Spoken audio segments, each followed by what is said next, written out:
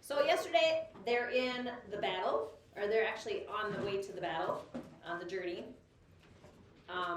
What was kind of cool about Boots yesterday? What did she notice? What was she able to pick out? Reese. She found the same exact crawler that took her into the stadium. She did. When the Underland people came into that. Yeah. So she can't tell, or they can't tell the difference, but she can tell the difference. Obviously. Yes. So she's kind of got that little gift. All right. It said so in the prophecy of Gray. If the roaches didn't come, could they still rescue his father? We have asked him to rethink his position, said Solobet. They know the rats are on the march. This may sway them in our direction because they want the cockroaches to be on their side. Or in the rats' direction, muttered Luxa. And Gregor secretly agreed. I know, muttered. The roaches had debated trading overlanders to the rats, even when they knew the rats would eat them. And that was yesterday when there was no war. If Boots hadn't been so appealing, the cockroaches really like her, no doubt they would be dead now. The roaches weren't fighters. Gregor thought that they would do what was best for their species, and the rats were probably the stronger ally, the stronger friend. Or they would be if you could trust them. What makes the roaches think that they can believe the rats? Asked Gregor. The crawlers do not think in the same manner as we do, said Vicus. How do they think? Asked Gregor. Without reason or consequence. Henry broke in angrily. They are the stupidest creatures in the other land. Why, they can even barely speak. So they don't think ahead of things like us. We know that there are consequences. If we do something naughty, there's probably going to be consequences. Jaden and Cooper, why do we have computers out? I asked Miss Larson if I can draw stuff Okay. Silence, Henry, said Vicus sharply. Gregor glanced back at Temp and Tick. I gotta add those to our list. But the roaches gave no sign that they heard. Of course they had. The roaches didn't seem too bright, too smart, but it was just rude to say it right in front of them. Besides, that wasn't gonna make them come along. Remember you, when Sandwich arrived in the Underland, the crawlers had been here for countless generations. No doubt they will remain when all thought of warm blood had passed, said Vicus. But that is a rumor, said Henry dismissively. No, it's not. Cockroaches have been around like 350 million years, and people haven't even been here for 6, said Gregor. His dad had showed him a timeline when different animals had evolved on Earth, and he remembered being impressed by how old the cockroaches actually were. How do you know all of this? Luxa spoke abruptly, but Gregor could tell that she was actually interested. It's science. Archaeologists dig up fossils and stuff, and they can tell how old things are. Crawlers are really old, and they've never really changed much, said Gregor. He was getting on shaky ground here, but he thought that was true. They're pretty amazing. He hoped Temp and Tick were listening. Vicus smiled at him. For a creature to survive so long, it is, no doubt, as smart as it needs to be. I do not believe in your science, said Henry.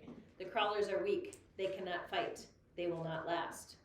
That is how nature intended it. Predators and prey. Have you heard of that? Predators and prey? Yeah. Gregor thought of his grandma, who was old and dependent on the kindness of stronger people now. He thought of Boots, who was little and couldn't even yet open a door. And then there was his friend Larry, who had to go to the hospital emergency room 3 times last year because his asthma flared up and he couldn't get air into his lungs. All of those people relied on somebody else. Is that what you think, Lexa? Said Gregor. Do you think someone or something deserves to die if it's not strong? It does not matter what I think, if that is the truth, said Lexa evasively. So she's not going to answer the question. She's just saying it doesn't matter what I think. But is it the truth? This is an excellent question for the future ruler of Regalia to ponder, said Vicus.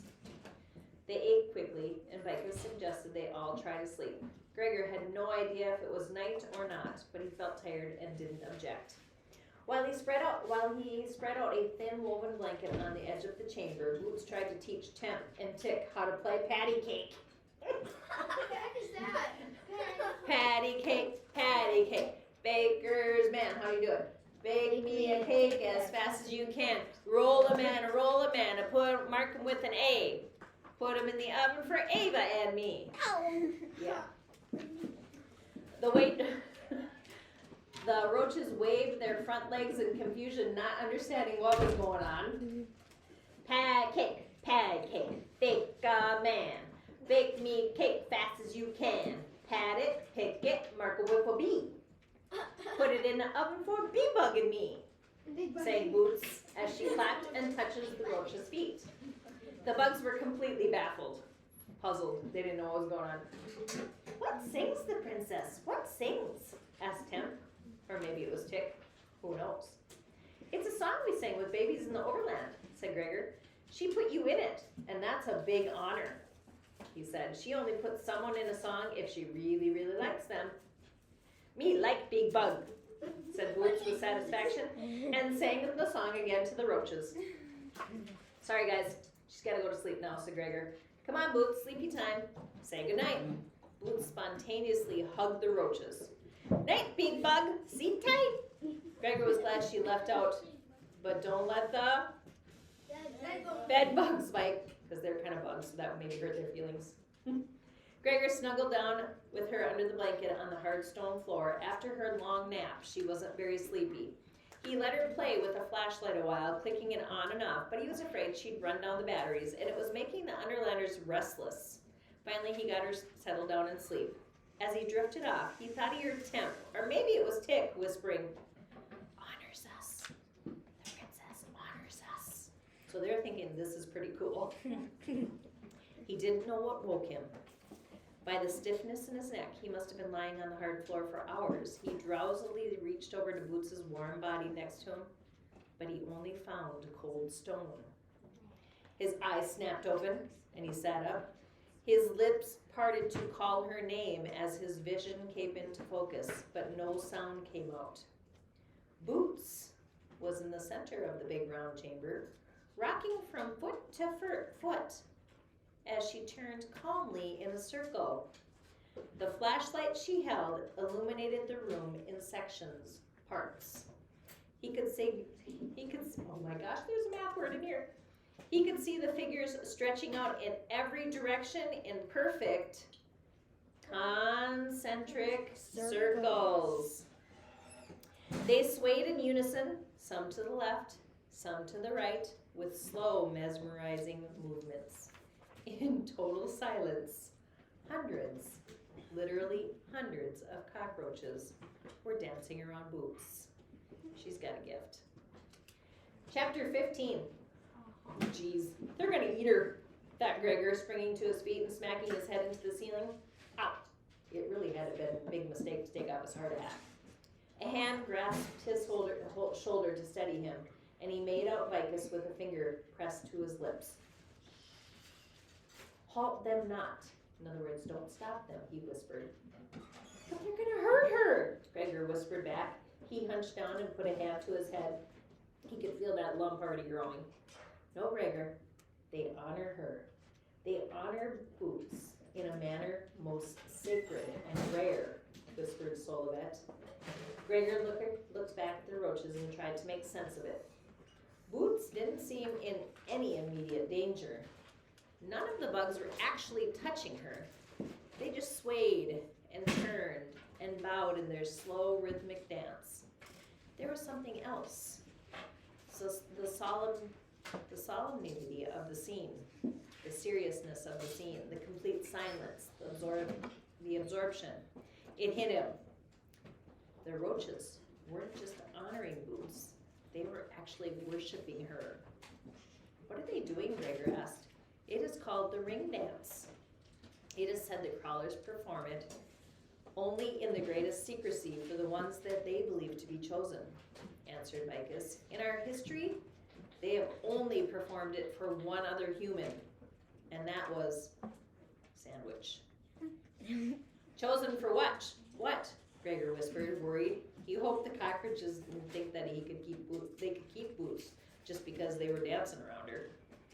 Chosen to give them time, said Victus simply, as if that explained it all. Gregor translated that in his head to mean chosen to give them life. Maybe it was something simpler. From the moment they had landed in the Underland, the roaches had felt a special connection to Boots. If they had just found him, he'd have a one-way ticket to the rats. End of story. Dead. But Boots had befriended them so quickly, she hadn't been repulsed, grossed out, or superior, better than them, or scared. Gregor thought the fact that she liked the roaches had made a great impression on them. Most humans had such a low impression of them. Then there was a strange thing about recognizing Temp. He still couldn't explain that one. The roaches did a series of turns and landed flat on the ground, facing Boots. Then, circle by circle, they melted away into the darkness. They moved back. Boots watched them go without comment. When the chamber had cleared, she gave a head-splitting yawn and padded over to Gregor. "Hi, Sleepy," she said. Then she curled up against him and nodded right off like nothing happened. Gregor took the flashlight from her hand, and its beam she saw that all the other Underlanders were awake, staring at them. She's sleepy?" he said as if nothing unusual had happened, and he clicked off the light. When they woke, the roaches announced that Temp and Tick would be joining the quest. So there, the prophecy is filled now. There was no doubt in anyone's mind that they were becoming, because, really, only because of Boots. Gregor was torn between being very proud and wanting to laugh his head off. It turned out Boots was special weaponry after all. The party quickly readied itself in departure. Temp and Tick absolutely refused to ride on any bat without Boots.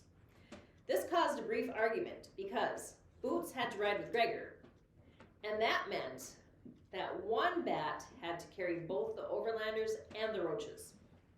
The bats could handle the load, but it meant there were 4 inexperienced flyers on one bat. Vicus gave the job to Henry's big black bat, Eris, as he was both strong and agile, and Henry rode with Luxa. Eris was instructed to fly above the others just in case one of the roaches fell off and had to be caught before it hit the ground. None of this talk seemed to relax Temp and Tick, who were obviously terrified at the idea of soaring through wide open spaces high above the ground. Gregor found himself trying to reassure them, which was ironic since he didn't really like much flying either. He also wished he could have any bat except Eris. Henry's bat probably disliked him just as much as Henry did. They didn't have time for breakfast, but Meredith passed out chunks of cake and dried beef to eat on the journey. Vicus told Gregor they would be flying several hours before they took a real break, so he put a second diaper over Boots' first one. He also repositioned her backpack in the backpack so she was looking backwards instead of over his shoulder. That way, she could chatter all she wanted with Temp and Tick, and maybe distract them from their fear. Gregor gingerly climbed up on Eris's back and dangled his legs off the bat's shoulders. Temp and Tick scrambled on behind and clung to Eris's back fur for dear life. Gregor thought he saw the bat wince a little, but Eris didn't say a word. The bats hardly ever spoke out loud, though. It seemed to require a lot of effort. They probably talked to one another in squeaks, too high for human ears to see and hear. We must now travel to the land of the spinners. Where are they going? The land of the... Spider. Yep, said Vicus. Remember how frequently the bats patrol this particular area. Fly close together. We may have need of one another's protection, said Ovet. To the air! The bats took off. Boots was pleased as punch with her new traveling companions. She sang her whole repertoire of songs, which we all know what songs 2-year-olds sing. Yes. Name it.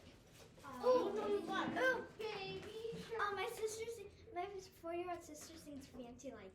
Okay. Well, that one probably wouldn't be in the book. Think of 2-year-old songs. It's harder. It may be Baby Shark. I don't know if they know about Baby Shark. Bentley. Oh, ABCs. ABCs. Oh, Go. Patty cake. Atlee. Russell. Cocoa melon. I don't know if they know Cocomelon in this book. Josie.